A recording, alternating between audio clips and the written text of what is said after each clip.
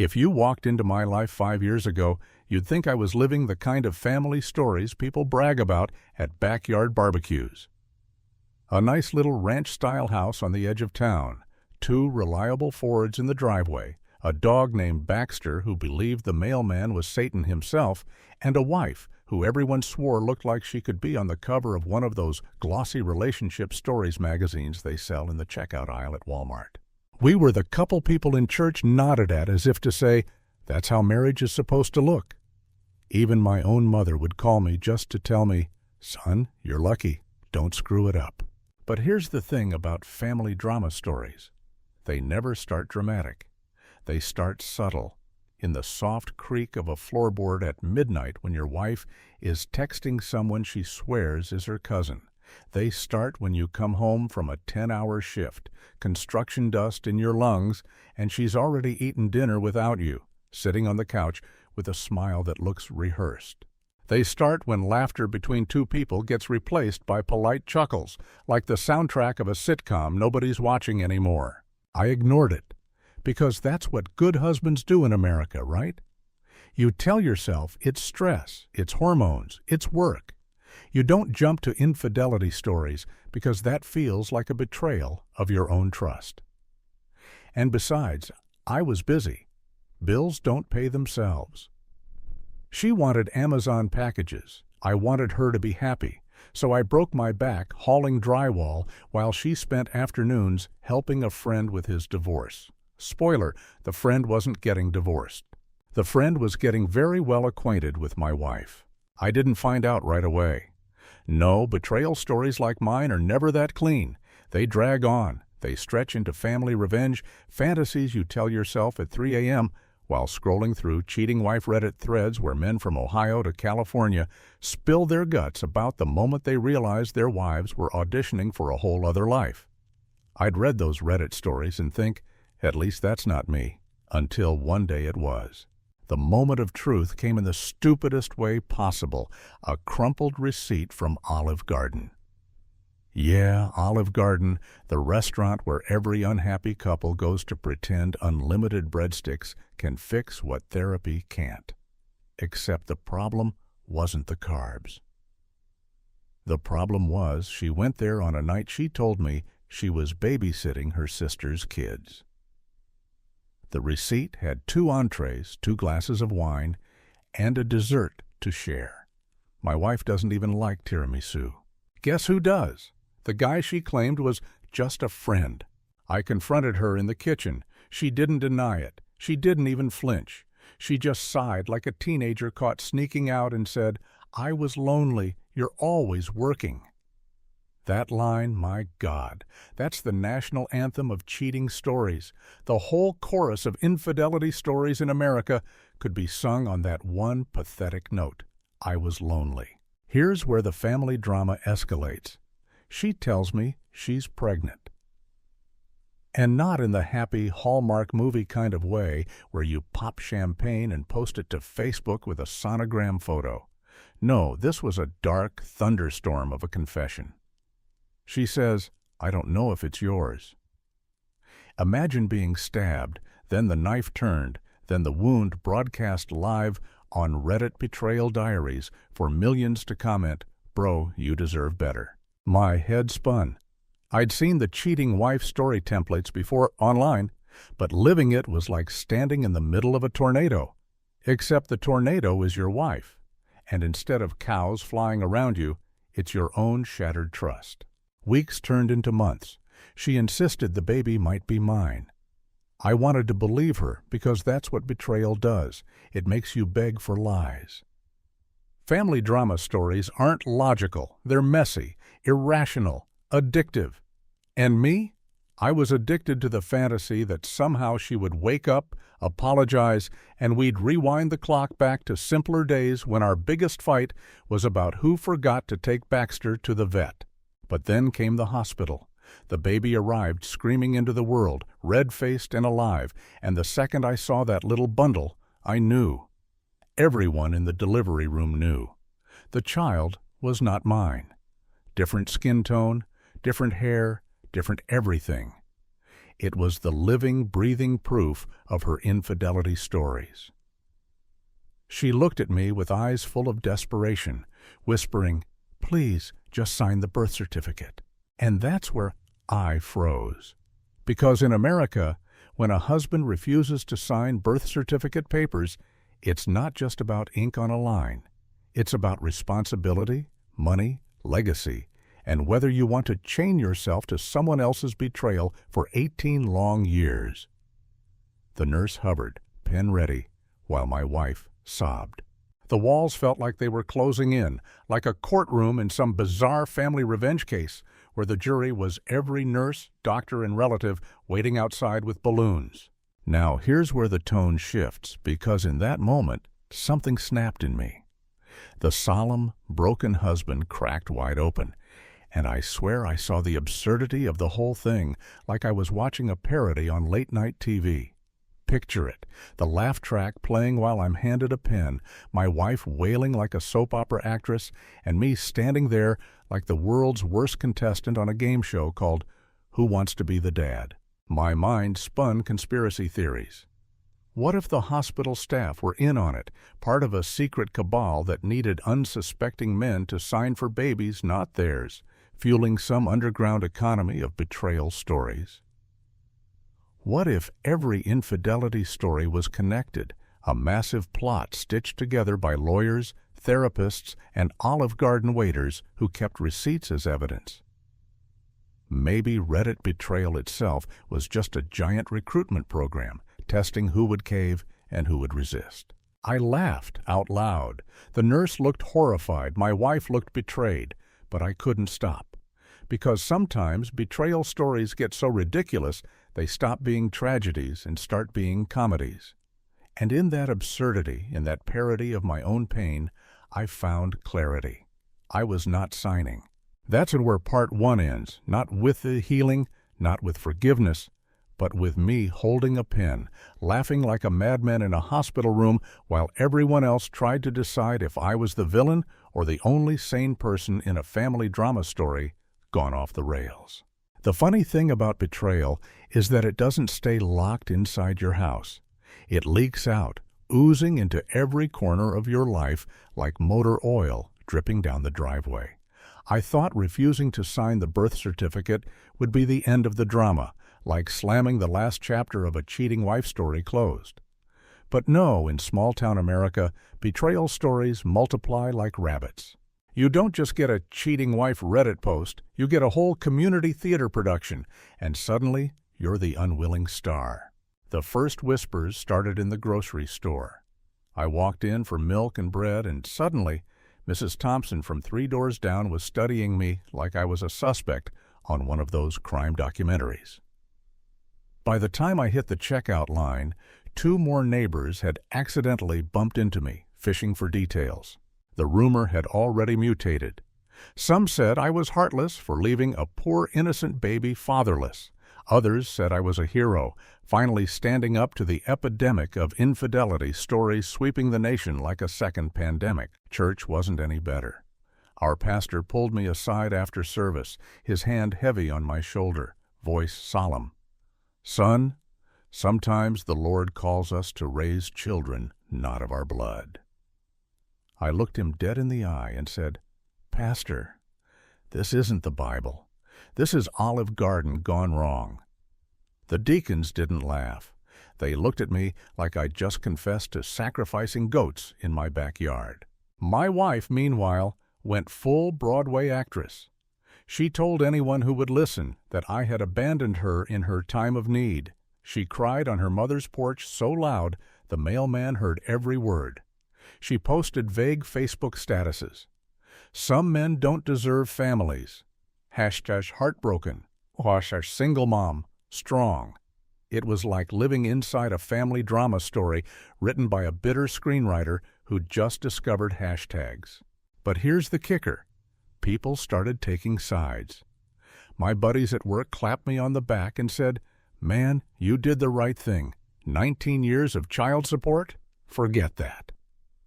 On the flip side, her friends at yoga class whispered that I was toxic masculinity in human form. The whole town split like a bad divorce. It wasn't just my cheating wife story anymore. It was a full-blown family revenge saga, starring me as either the villain or the victim, depending on which Facebook group you belong to. I'll admit, I didn't handle it gracefully at first. I drowned my nights in Miller Lite, sitting on my recliner, scrolling through cheating wife Reddit threads at 2 a.m., typing long comments like, "Bro, it's not just you, it's systemic." I was half joking, half serious, and fully convinced that maybe Reddit Betrayal Diaries should hire me as their field reporter. I had first-hand experience now. I was living the betrayal stories in 4K high-definition surround sound, with bonus commentary from neighbors who never paid their own bills on time. And then came the conspiracy thoughts again. What if this wasn't just one woman's betrayal? What if cheating stories like mine were engineered? A social experiment by some shadowy government department testing how far American men could be pushed before they cracked. Maybe the census wasn't about population at all. It was about identifying who refused to sign birth certificates. My wife wasn't just a cheater. Maybe she was an operative, part of a secret league of suburban women sent to destabilize middle-class men. Why else did all our stories sound the same on Reddit stories? Different states, same plot. Cheating wife gives birth to mixed baby. Husband refuses to sign birth certificate. Chaos ensues. Coincidence or coordination? I laughed about it at first, but then weird stuff started happening. One night I came home from work and found a flyer tucked under my door. In bold letters, "Support father's rights. Don't sign away your future." No contact info, no logo, just that line. Another time I caught a man in a hoodie snapping pictures of my house. Was he a journalist, a lawyer, or part of the underground network of betrayed husbands plotting a nationwide uprising? Meanwhile, my wife kept pushing. She'd show up at my job site with the baby, holding it out like some kind of living guilt trip. "Look at him," she'd whisper. "He needs you. You're the only father he'll ever know." I'd stare at this tiny stranger, at his little fists clenching like he already knew he'd been drafted into a family drama story not of his making. And I'd feel that pang. Not love, exactly, but the cruel weight of responsibility pressing down on my chest. I almost caved once. Almost. The paperwork was sitting on the kitchen table, pen in hand, her tears dripping onto the birth certificate. But then I remembered every betrayal story I'd read on Cheating Wife Reddit. Men warning, "Don't sign, they'll own you for life." And I thought about how she had smiled in that Olive Garden receipt, smiling at another man across the table while I was busting my back pouring concrete. That smile was my revenge story's fuel. It hardened me like cement. I put the pen down and walked away. And that's when things turned surreal. Suddenly, I was getting messages from strangers online. Some claimed to be lawyers offering free consultations. Others said they'd been through the same thing and wanted me to join a support group in a basement bar downtown. One guy mailed me a VHS tape labeled "The Truth About Paternity Fraud." Who even owns a VHS player in 2025? But I watched it on an old TV in my garage, static hissing. And what I saw made my skin crawl. Grainy footage of men refusing to sign, followed by footage of them disappearing. No explanation. Just gone. Now, maybe it was a prank. Maybe it was just another parody of betrayal stories, some internet troll with too much time on his hands. But in my sleepless nights, I started to wonder, was I next? Had refusing to sign marked me for some kind of cosmic punishment? Maybe the reason betrayal stories echo across family drama stories, from Reddit Betrayal Diaries to backyard gossip, is because we're all just actors in a bigger script none of us volunteered for. That paranoia stuck with me. Every time I heard tires screeching outside, I wondered if it was the other man coming for me. Every time the baby cried in the distance, I swore it sounded like it was calling my name, mocking me. "Daddy, Daddy." I became the star of my own conspiracy-laced sitcom, where the laugh track was neighbors gossiping and the commercials were Facebook posts about single mom empowerment. And through it all, my wife strutted around like she'd won, posting pictures of the baby in matching outfits, smiling at the camera, while tagging me in captions like, "Even if he won't sign, we'll be okay. Had family first, had betrayal stories." But here's the twist no one saw coming. I wasn't broken. I was awake. And while she thought she was writing the final act of this cheating wife story, I was already plotting the sequel. The revenge stories version. The one where the husband doesn't just refuse to sign, he rewrites the script entirely. If Part 2 was the Town Gossip Olympics, then Part 3 was the Super Bowl of betrayal stories. The hospital became the stadium, the birth certificate was the ball, and I was the quarterback everyone wanted to sack. Weeks after the baby was born, I was summoned back to the hospital, not by law, not by duty, but by my wife's endless campaign to make me the villain in her cheating wife story. She called, grinning, "The baby needs you. Please, come. The doctors say we need your signature for insurance." Insurance, the ultimate American guilt trip. In this country, you can survive betrayal. You can survive family drama stories, but you can't survive medical bills without a signature. So I went. Walking through those hospital doors felt like stepping into a courtroom. The fluorescent lights flickered like interrogation lamps. The nurses looked at me with that half-sympathy, half-judgment stare. Somewhere in the distance, a baby cried. I swore it was my cue music. There she was, my wife, sitting on the hospital bed with the baby bundled in blue. She looked exhausted but radiant in that manipulative way actresses do when they know the lighting is just right. "Sign it," she whispered, holding out the paper like it was a peace treaty. I looked down at the document, my name already printed neatly on the line where the father should go, just waiting for my pen. That's the thing no one tells you in family stories. Betrayal doesn't always look like lipstick on a collar. Sometimes it looks like black ink on white paper. Sometimes it looks like an 18-year sentence disguised as a signature. "Why me?" I asked, my voice low. "Because you're my husband," she said. "Because you promised to love me in sickness and in health." I laughed, not a gentle laugh, a bitter, loud laugh that bounced off the sterile walls. "Sweetheart, infidelity stories weren't in the vows. Olive Garden receipts weren't in the vows." The nurse cleared her throat. "Sir, we really need this paperwork completed. It will help with insurance, legal records." I cut her off. "Lady, this is not a paperwork problem. This is a Reddit Betrayal special episode." The nurse blinked. She probably thought I was insane. And maybe I was. But insanity was the only armor left when you're living inside cheating stories that feel like they were scripted by a drunk soap opera writer. Then came her trump card. She placed the baby in my arms. I'll admit it. I froze. The baby was so small, so fragile. His tiny fist wrapped around my finger like he already knew I was the man he'd spend a lifetime calling Dad, whether I signed or not. In that moment, I felt the crushing weight of a family drama story bigger than me. It wasn't just ink. It was a chain. She leaned closer, her eyes glistening.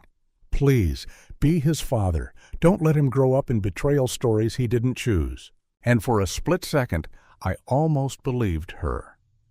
Almost. Until I remembered every cheating wife Reddit thread I'd read at 3 a.m. The cautionary tales of men who signed, only to discover 20 years later they were legally bound to kids who didn't share their DNA. Husbands who refused to sign birth certificate papers were mocked at first, but later hailed as survivors in those revenge stories communities. Signing wasn't love, it was surrender. I handed the baby back. "No," I said, loud enough for the entire ward to hear. "I will not sign. I will not raise another man's child under my name." Gasps rippled through the room. A nurse dropped her clipboard. My wife's mother, lurking in the doorway, muttered something about heartless men. But me? I stood taller than I ever had before. That's when things went off the rails. The lights flickered again.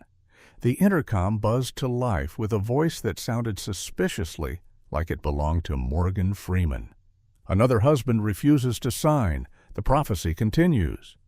Everyone froze. Was I hallucinating? Or had I just unlocked some hidden chapter of the conspiracy? In that moment, I imagined a secret brotherhood of men across America. Men who had stood in hospitals just like this, pen in hand, and said no. Men whose stories were buried under family drama stories. Men who became legends in the underground network of betrayal stories. Maybe I wasn't just refusing for myself. Maybe I was joining a rebellion. My wife snapped me back to reality with a shriek. "You'll regret this," she screamed, clutching the baby like a shield. "You'll be alone forever." I smiled, the kind of smile you only earn when you finally stop caring about the judgment of others. Better alone than trapped in your cheating wife story. The staff ushered me out. I walked through those hospital halls like a man who had just won the Super Bowl of revenge stories. Nurses whispered. Patients stared. Somewhere, a janitor gave me a silent nod, like he knew, like he had refused once, too. Outside, the autumn wind slapped my face, crisp and freeing. My phone buzzed, a notification from Reddit stories.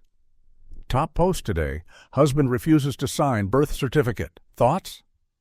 I laughed so hard I nearly dropped my phone. Coincidence? Or was Reddit Betrayal Diaries watching me, turning my life into content in real time?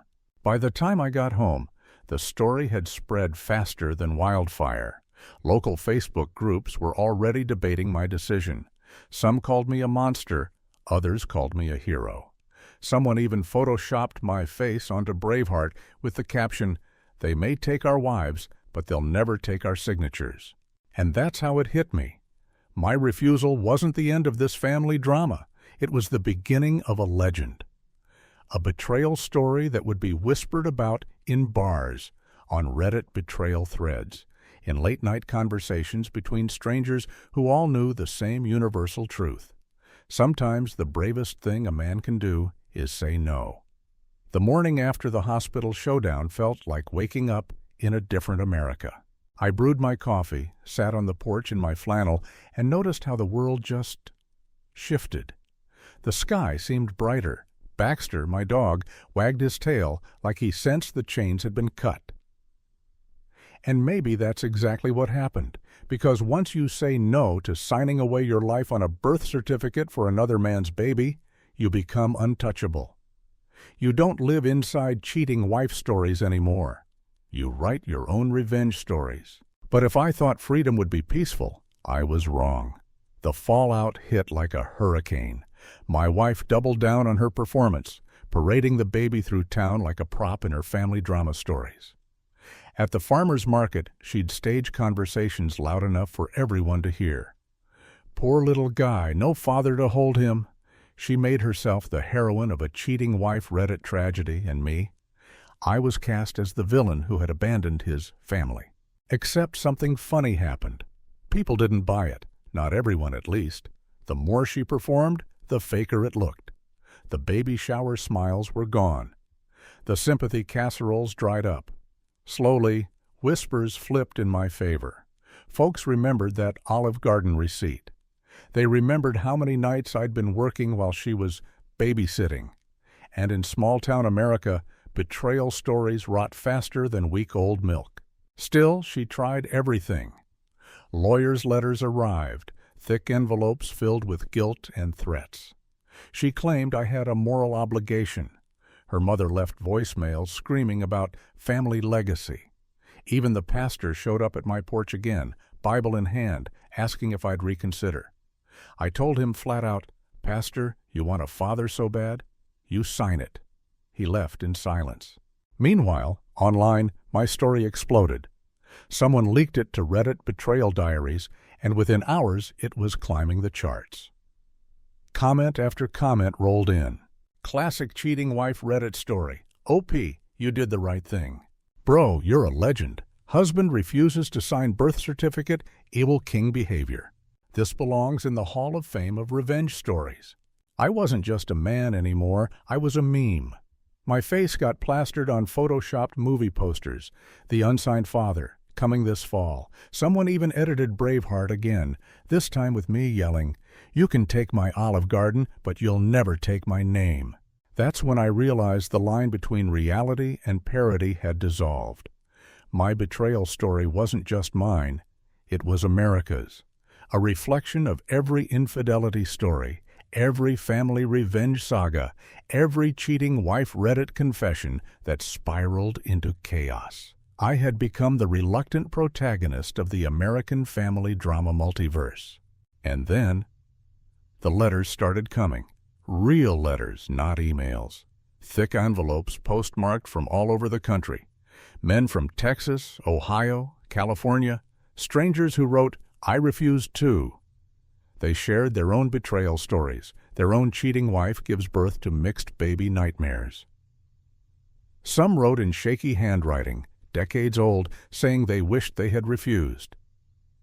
They called me brave. They called me free. It felt like a conspiracy blooming into a movement. What if we were all connected? A brotherhood of unsigning husbands. The no-ink army, the fathers of none. Maybe Reddit wasn't just a website anymore. It was the underground resistance, archiving family drama stories that the courts wanted buried. I started to see symbols everywhere. At the diner, the waitress slipped me a napkin with just 3 letters, N-I-S, no, ink, signed. At the gas station, a trucker nodded at me and muttered, "Heard what you did. Respect." It was like I'd joined a secret society without knowing the initiation. And my wife? The more she pushed, the more she unraveled. Her Facebook rants got longer, more incoherent. She accused me of destroying her life, of ruining the baby's future, of being the villain in her cheating wife story. But the audience was gone. Even her closest friends stopped liking her posts. In family drama stories, villains don't know they're villains until the curtain falls. One night, she showed up at my door, mascara streaked, baby in tow. "Please," she begged, "I can't do this alone." I looked at her, at the baby who still wasn't mine, and felt nothing.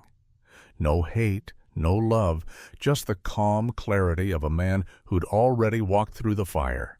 "You made your choice," I said. "Now live with it." And I closed the door. It should have been the end. But American betrayal stories never end clean. They echo. Weeks later, a local news crew showed up wanting an interview.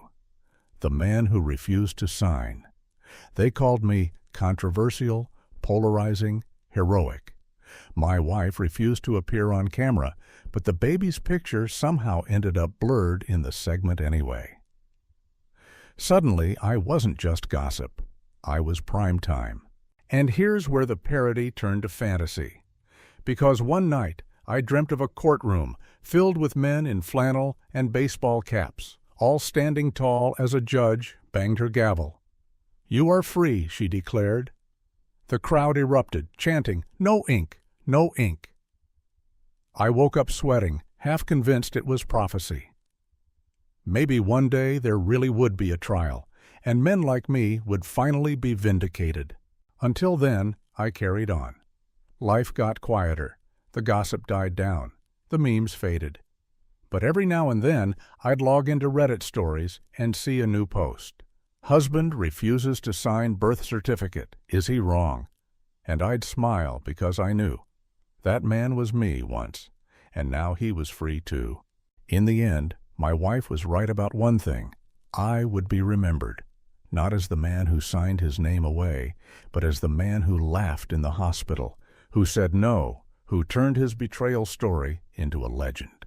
Maybe someday she'll find another man willing to play her part in a cheating wife story. Maybe someone else will sign. But it will never be me. Because my story isn't about betrayal anymore. It's about freedom. And in the great book of American family drama stories, that's the only signature that matters.